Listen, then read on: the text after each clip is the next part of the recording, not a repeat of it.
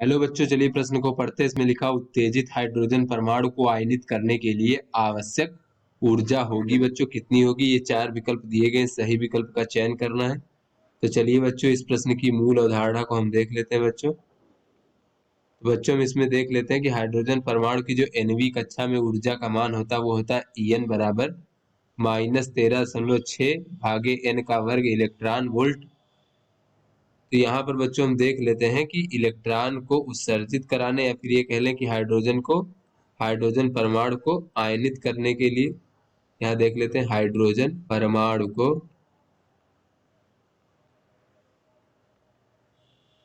आयनित करने अर्थात इलेक्ट्रॉन को उत्सर्जित करने के लिए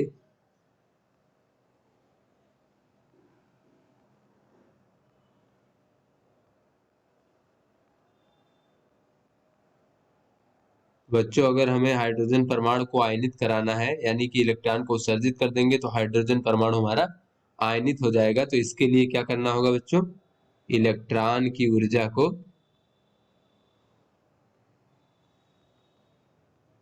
को शून्य करना होगा।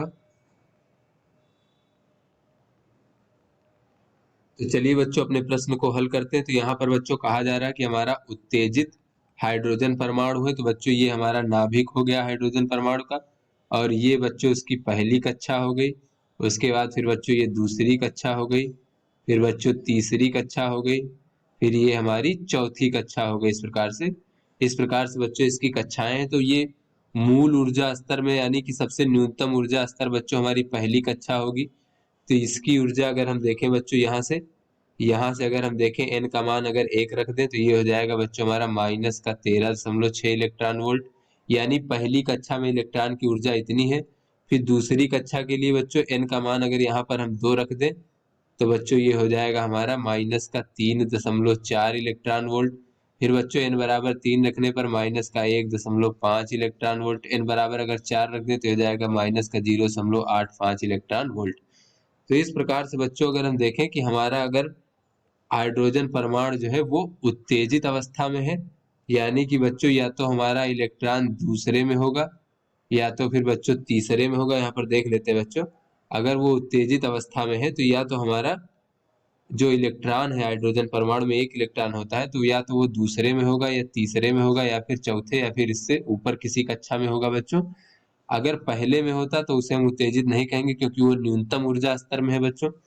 तो दूसरे में होगा तो उसे उत्सर्जित कराने के लिए कितनी ऊर्जा की आवश्यकता होगी बच्चों, तो उत्सर्जित कराने के लिए उसकी ऊर्जा को शून्य करना होगा। तो दूसरी कक्षा में उसकी ऊर्जा है -3.4 इलेक्ट्रॉन वोल्ट। तो आवश्यक ऊर्जा कितनी हो जाएगी बच्चों, आवश्यक ऊर्जा कितनी हो जाएगी, ये हो जाएगी 3.4 इलेक्ट्रॉन वोल्ट। तब उसकी ऊर्जा शून्य हो जाएगी। उसके बाद बच्चों अगर दूसरी की बजाय मान लें कि हम तीसरी में है तो उत्तेजित अवस्था में किसी में भी हो सकता है, तो दूसरा तीसरा चौथा या उससे एक के अलावा बच्चों किसी में भी हो सकता है पहली कक्षा के अलावा। तो बच्चों अगर तीसरी में होगा तो आवश्यक ऊर्जा का मान 1.5 इलेक्ट्रॉन वोल्ट होगा, चौथी में होगा तो आवश्यक ऊर्जा का मान 0.85 इलेक्ट्रॉन वोल्ट होगा। इस प्रकार बच्चों ये घटता जाएगा आवश्यक ऊर्जा का मान। तो यहाँ से बच्चों हम कह सकते हैं कि उत्तेजित अवस्था में हाइड्रोजन परमाणु को आयनित करने के लिए आवश्यक ऊर्जा का मान 3.4 इलेक्ट्रॉन वोल्ट अथवा इससे कम, यानी 3.4 इलेक्ट्रॉन वोल्ट से कम ऊर्जा की आवश्यकता होगी। अतः बच्चों अपने विकल्पों को देखें तो ये जो बच्चों हमारा डी विकल्प है ये हमारा सही विकल्प है। तो आशा करते हैं आपको समझ में आ गया होगा। धन्यवाद।